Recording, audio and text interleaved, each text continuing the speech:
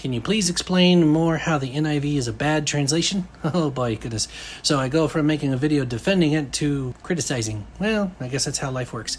So yes, for those of us who study the Bible regularly, most of us do not like the NIV translation because the wording matters.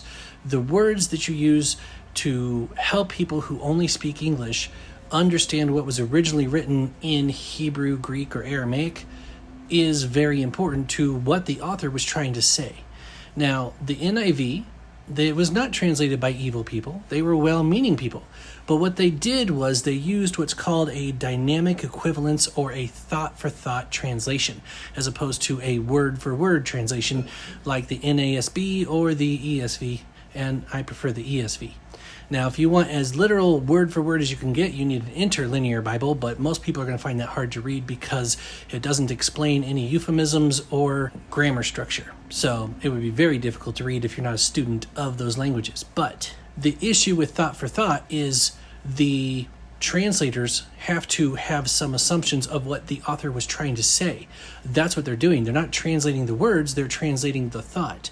Here's what we think they were trying to say, which unfortunately does lead to some incorrect thoughts or thoughts we would disagree with. So it's not that the NIV is bad, it's just not the best for studying. Now, if any of those KJV or NKJV people bring up the fact that there are verses missing, no, all the newer translations don't have those verses. It's not NIV specific. And that's because the King James and the New King James use the Textus Receptus, which was dated about the 1400s.